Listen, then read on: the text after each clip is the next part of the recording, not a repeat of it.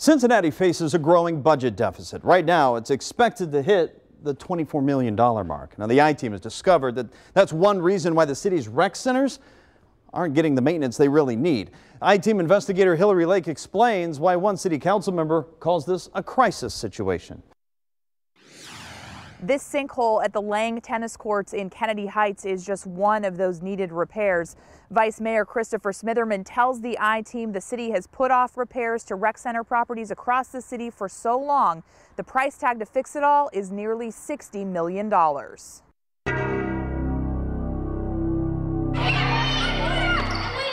It's a second home for Skylar Coleman. We race each other, we play dodgeball and sharks and minnows.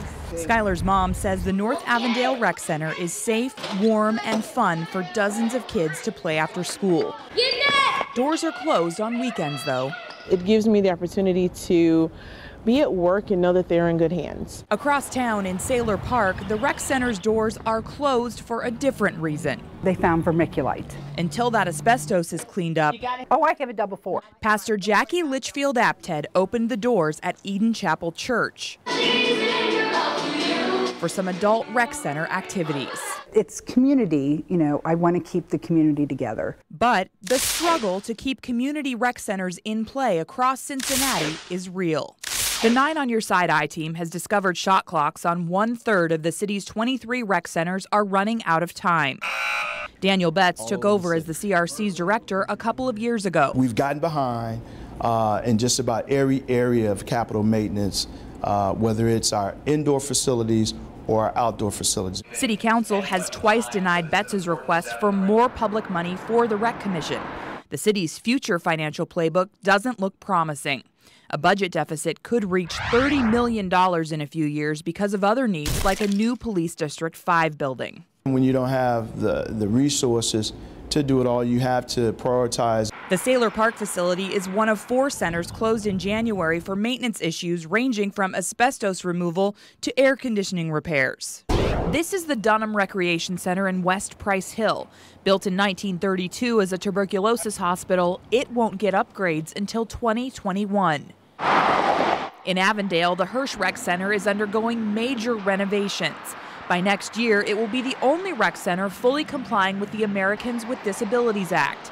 Budget cuts have prohibited the Rec Commission from making federally mandated repairs across all locations to meet those laws. I think we got to find a way. Lifelong Avondale resident Ozzie Davis says he spent his youth in rec centers. It all matters. If you're a city resident and you're wanting crime to be down and you're wanting the best in public services, that's what the rec center is. But he tells the I-Team he wants city leaders to stop passing the buck. Priorities are based on human belief.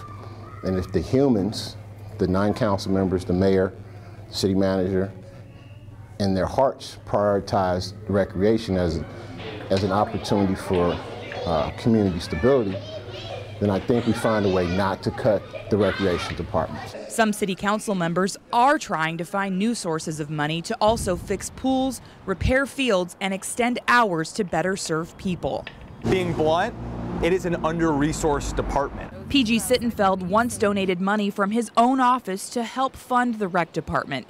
He also found private donations to keep the centers open during a summer 2015 crime wave. Could this be tied somehow into infrastructure plans connected to a transit levy? Whatever the solution is will take community support. Let's hold up. Pastor Jackie Litchfield Apted is doing her part by opening her church in Saylor Park. She also has a message for city leaders. So I would like them to seriously look at, how we would like to grow. And if we had the facilities, we could grow. And remember Skylar Coleman? Her mom has a message too. I'm hoping that the rec centers and the families that are affected, it won't come down to now I have to find someplace else for my kid to go.